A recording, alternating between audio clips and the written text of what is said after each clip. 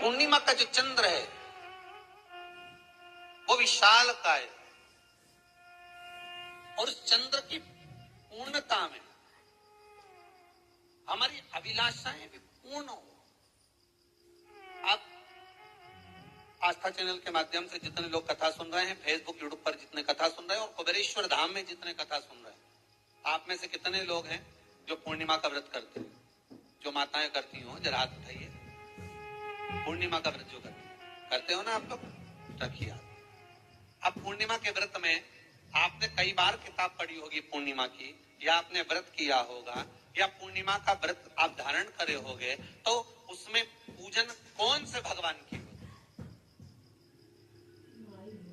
पूर्णिमा के व्रत में किस भगवान की पूजन होती है? तो कहा पूर्णिमा के व्रत में केले के खंभ लगाकर पूर्णिमा का जो उद्यापन होता है, पूर्णिमा की जो पूजन होती है, उस पूजन में शंकर और पार्वती की पूजन की जाती है।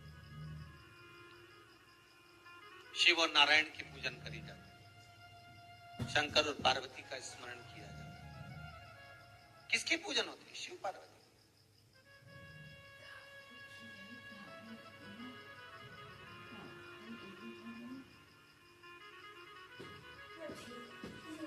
क्यों शंकर और पार्वती का पूजन क्यों करा जाता है पूर्णिमा के व्रत में? क्योंकि शिव और माता पार्वती ही केवल एक ऐसे हैं जिन्होंने अपूर्ण लक्ष्मी को भी पूर्ण बना दिया था। किसको पूर्ण बनाया है? लक्ष्मी। शरद पूर्णिमा के दिन अगर आप शंकर भगवान को एक लोटा पानी अगर शिव को समर्पित कर रहे हो, श्वेत पुष्प को रखकर शंकर जी के ऊपर सफेद फूल को चढ़ाकर अगर एक लोटा जल भी, एक पात्र जल भी शंकर को समर्पित कर रहे हो, तो ये लक्ष्मी के लिए ही तो कर रहे हो। और कौन सी लक्ष्मी? पूर्ण लक्ष्मी। पूर्ण लक्ष्मी। आपको पहले भी कथा में कहा, एक बार भगवान विष्णु के सामने लक्ष्मी मैया ने बहुत तेज स्वर में कह दिया था, नारायण, दुनिया के लोग आपका नाम जपते हैं, दुनिया के लोग नारायण नारायण कहते हैं, दुनिया के लोग आपका भजन करते हैं, पर सत्य मायने में कहूं ना तो मेरे बिना दुनिया के लोगों की नहीं चल सकती। मेरे बिना दुनिया नहीं चल सकती, संसार मेरे बिना नहीं चल सकता। भगवान विष्णु ने कहा, ये तो गलत है लक्ष्मी आपका कहना। एक दिन लक्ष्मी को अहंकार आ गया। अहंकार के संबोधन जब माता लक्ष्मी करने लगी तो भगवान उसी समय पर भगवान विष्णु को क्रोध आ गया और भगवान विष्णु ने कह दिया, लक्ष्मी तो इतनी बड़ी बड़ी बात कहती है कि तेरे बिना नहीं रह सकती संसार। मैं तुझे कहता हूं लक्ष्मी, तू अपूर्ण है। तू अपूर्ण है तो पूर्ण कब हो गई?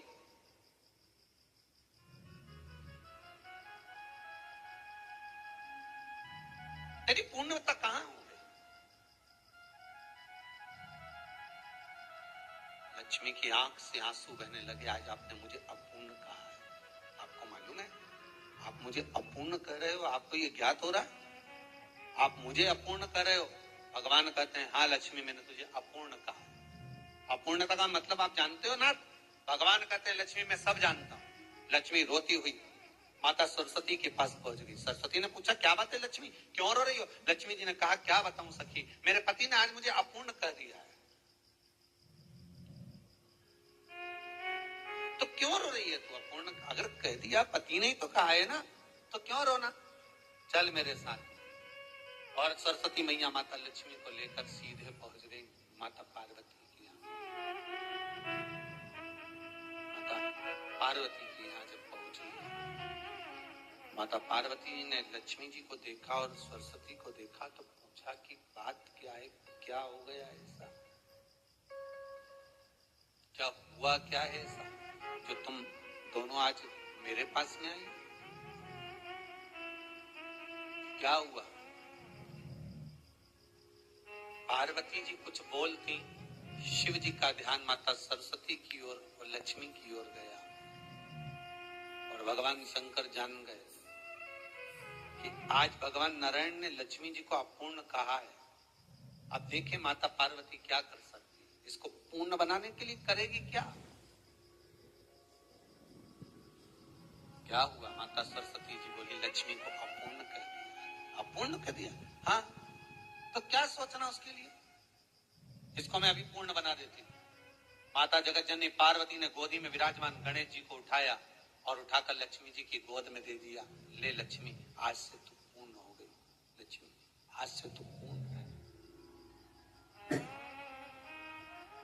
गोदी में जब तक संतान नहीं है तो नारी को लोग अपूर्ण समझते हैं। और माता पार्वती जी ने संपूर्ण ब्रह्मांड में एक सिद्धता प्रदान कर दी कि अपने गोदी के लाल को, अपने गोदी के पुत्र को माता ने लक्ष्मी की गोद में देकर लक्ष्मी को पूर्ण बना दिया।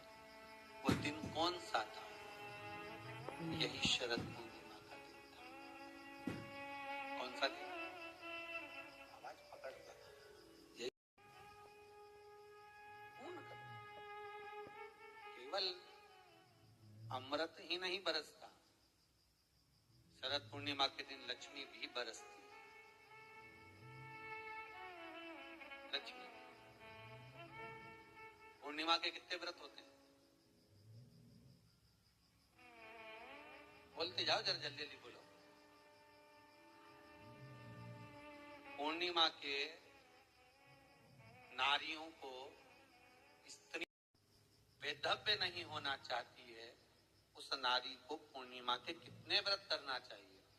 जिस नारी के यहाँ संतान नहीं हो, औलाद नहीं हो, उसको पूर्णिमा के कितने व्रत है? और गलत नशा है। आपको लग रहा है कि ये नशे में डूबा हुआ है, आपको लग रहा है कि ये गलत जगह पर डूब गया है, आपको लग रहा है कि मदिरापान में, मांसाहार में या अधिक गांजा आदि जो भी नशे होते हैं, जितने भी नशे, उसमें डूब चुका है। और माँ उसको समझा रही का प्रसंग है ये।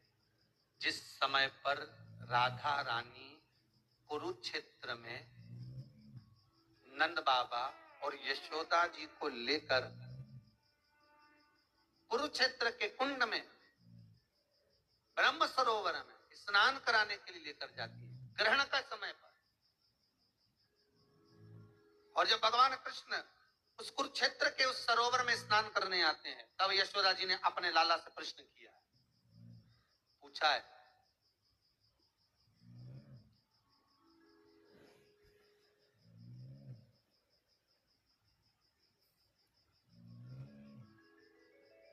कि नारी वैधव्य होकर ना मरे,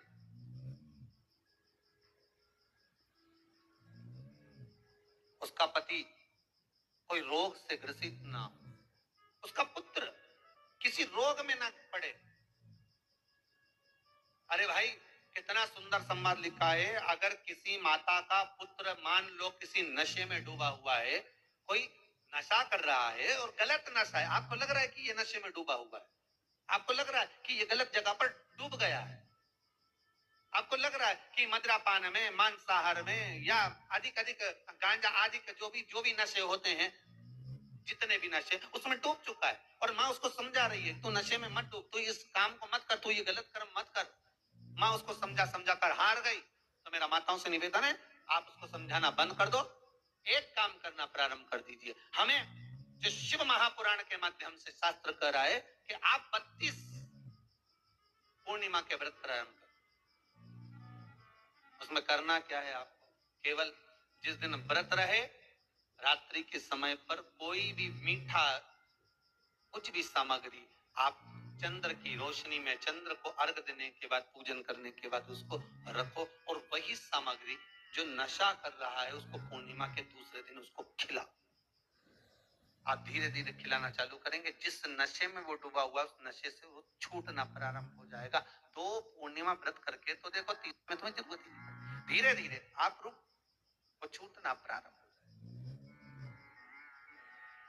जाएगा। समझा कर हार गई, तो मेरा माताओं से निवेदन है, आप उसको समझाना बंद कर दो, एक काम करना प्रारंभ कर दीजिए। हमें जो शिव महापुराण के माध्यम से शास्त्र कह रहा है कि आप 32 पूर्णिमा के व्रत प्रारंभ करें।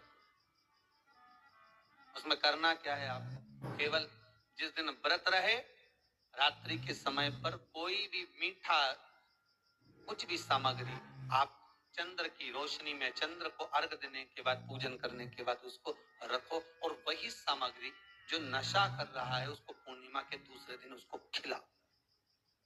आप धीरे धीरे खिलाना चालू करेंगे। जिस नशे में वो डूबा हुआ उस नशे से वो छूटना प्रारंभ हो जाएगा। तो पूर्णिमा व्रत करके तो देखो 30 में तुम्हें जरूरत ही नहीं, धीरे धीरे आप रुक, वो छूटना प्रारंभ। साधारण नहीं है। 12 महीने शिवरात्रि पड़ती है, 12 महीने में प्रदोष पड़ते हैं, पर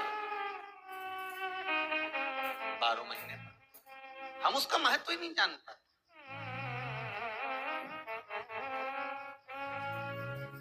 कौन से प्रदोष पर क्या करना है, कौन सी पुण्य 52,000 ब्राह्मण की साक्षी कराता है।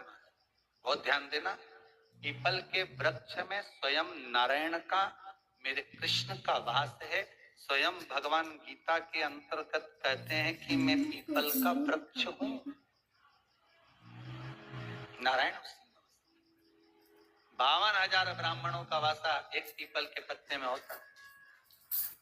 और आपको पहले इस कथा में कहा, गाय, ब्राह्मण, बहन, बेटी, ये सब काल का हरण करने वाले, काल को हरने वाले। शिव का स्मरण करो। पूर्णिमा के दिन चावल का एक आखा दाना जानते हो, पूरा, खंडित चावल नहीं। कितना चावल? एक दाना चावल। एक बेलपत्र जिसका डंडी का मुख अपनी ओर हो, जहां से चावल चढ़ाया है, उस चावल के ऊपर अपनी कामना कर रख दीजिए और चंद्रमौली भगवान का स्मरण करिए। कौन से भक्त कर शिव जी पर एक लोटा पानी, एक जल पात्र न करेंगे। शिव उपासना के लिए जितनी 12 महीने में पूर्णिमा पड़ती है, तो समझे कि पूर्णिमा का महत्व क्या है। हम उसका महत्व समझे कि शंकर और चंद्र का रिश्ता क्या है, संबंध क्या है।